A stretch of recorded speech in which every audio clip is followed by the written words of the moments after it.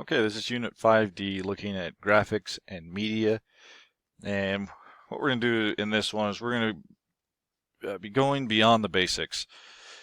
So we've talked about some basic bar graphs, histograms, and now we're going to go a little bit beyond that, those things we covered in Unit 5C, and discuss some types that are commonly used in news media and other sources. It is going to be very difficult in this lesson for me to provide every possible scenario for every possible different graphic, so I would refer you to your text if you need more examples, or contact me if you need to discuss something in further detail. The first couple of graphs that we're going to be looking at are the multiple bar graphs and line charts. So a multiple bar graph is basically an extension of your regular bar graph. However, it has two or more sets of bars that allow you to compare two or more sets of data. So for example, in this one down here, you can see in the key we have men and women, and so you can see the differences between the two with professional degree, doctorate degree, master's degree, and so forth. And you're able to compare two things in the same graph. So again, it has two or more sets of bars that allows comparisons of two or more data sets. Now, it's critical that all of them are in the same category, and because if they're not, then you may not be you're not going to be comparing the same thing together, and it'd be hard to read. And so we see in this one, that's kind of the structure of multiple bar graph. They can lie horizontally, they can also be turned vertically, just depending upon what the need is.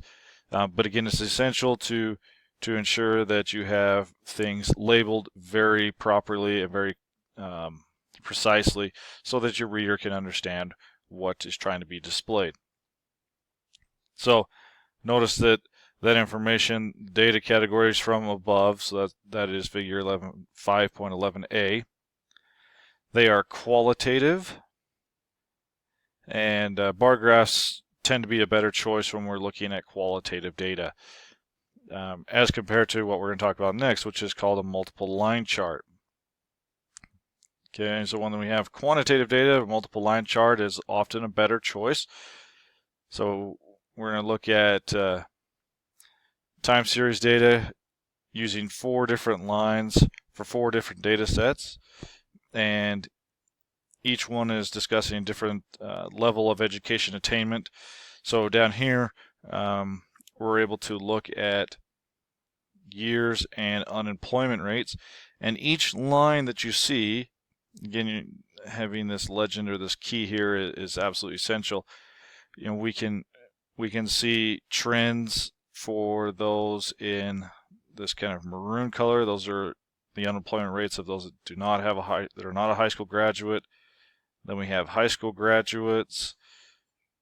Then we've got those with some college, and then those with a bachelor's degree. And so you can see there comparing 4 different categories, and we can see trends.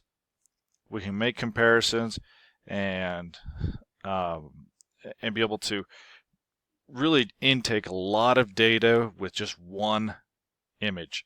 And that's what the multiple line chart will do for us. Again, it's very effective when we're using quantitative data.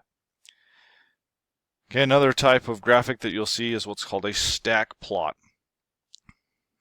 And what this is going to do is this is going to show us different data sets that are stacked upon one another. These will be done horizontally, and kind of helps us compare variations, ranges, and quantities here. So, for example, we're looking at colleges. So we've got public 2-year, public 4-year, who in-state, on-campus, public 4-year, out-state, private, non-profit 4-year.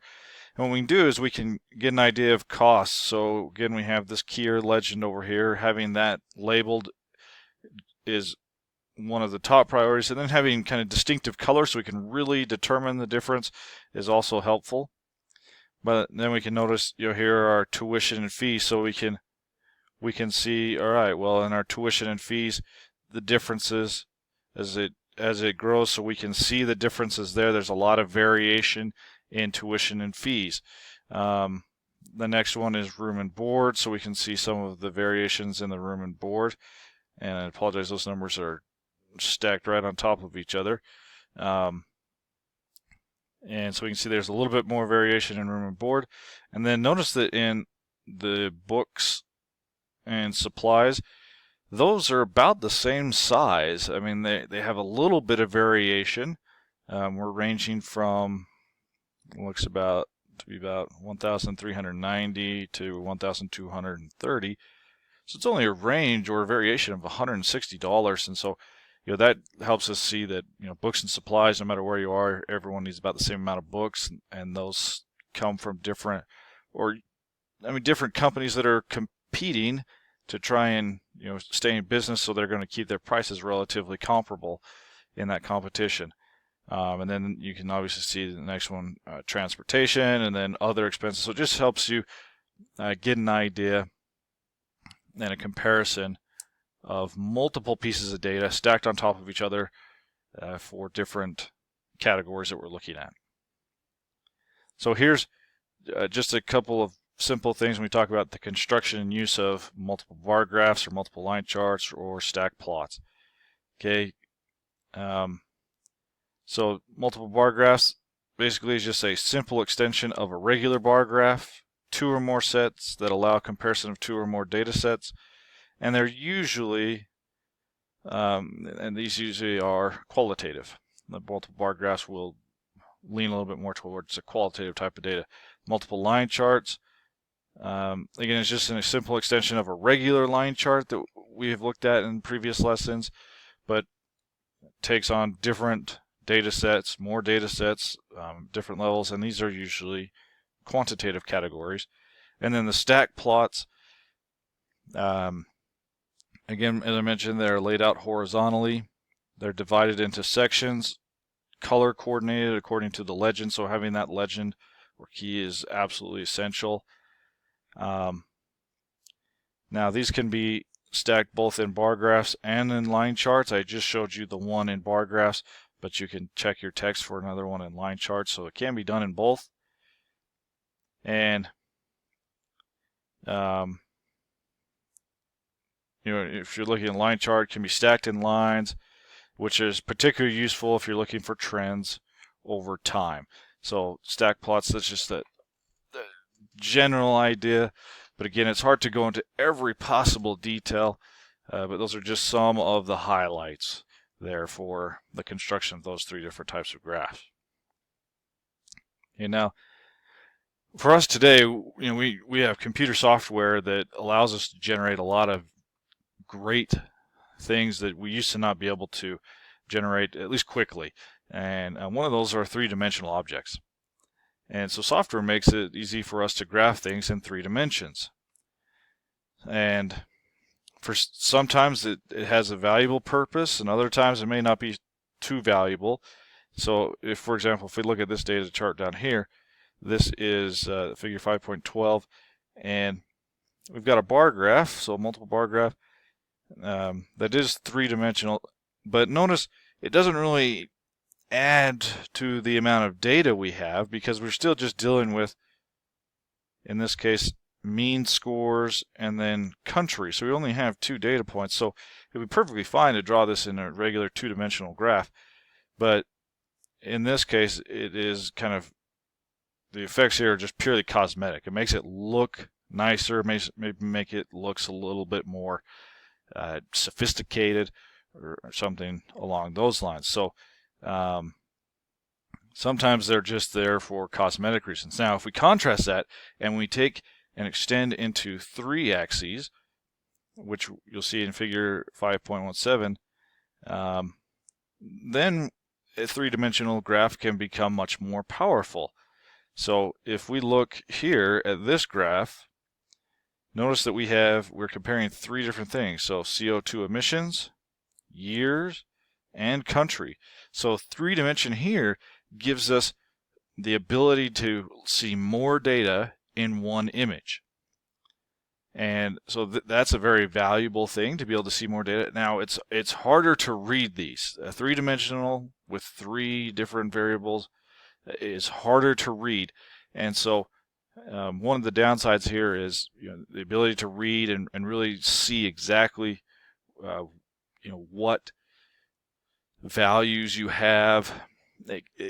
As these things get big, they can be much harder to read, and so ideally, if you had a technology where you could spin this on all of your axes, rotate it around and see it from different angles, that would be the most ideal setting. But in a static picture, that is hard. So again, precision is difficult to read in these, so they tend to work best when they are interactive or online. So again, there's some positives and negatives of the 3-dimensional graphs. Okay, one other is what we call a nonlinear scale. So when you see nonlinear, notice it's got that word line built in there. So linear is line or constant rate of change. Every time we go up a year, we add $20,000 or whatever. It goes up by the same increments for the same period of time. Now, when you see nonlinear scales, hopefully you can say those are scales that are not in a straight line. They're not increasing at the same rate. So it is also very important to watch for those scales and the increments that you see, because it doesn't always represent the same change. So we're going to be looking at a couple of figures down here, and these figures show the fastest computers, or how the speeds of the fastest computers have increased with time. So this is speed over time. Now, at first glance, the first graph looks linear. So if I look at this graph looks like it's kind of taking this linear trend. I mean, it's not a perfectly straight line, but it looks like it's kind of getting straight there. However, look at our scale. It goes from 0 to 10 to 100 to 1,000 to 10,000 to 100,000. So we are actually going up by factors of 10, or powers of 10. And so it looks like the speed is increasing by about the same amount between like 1990 and 2000 as it did from 1970 to 1980. It appears that way, but again, we're in a scale factor of increasing by tenfold, and so actually computer speeds grew at a tremendously larger scale.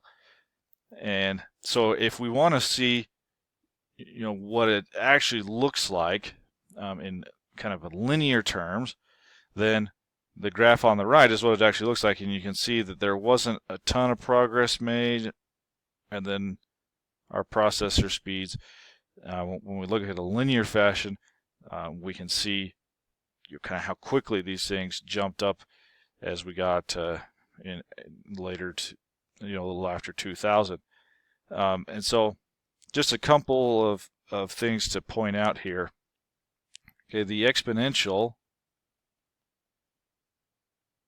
So the exponential, it really helps see changes in the early years for this graph.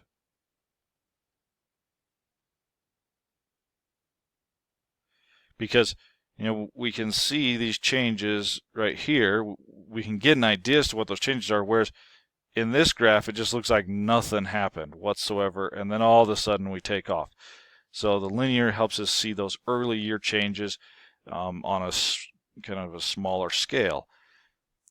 But then when we look at the regular vertical scale on the right-hand side, so when we look at graph B here, what that one does is it gives us a better picture of the true nature of the rate of change. So this one is kind of more true picture of rate of change over time.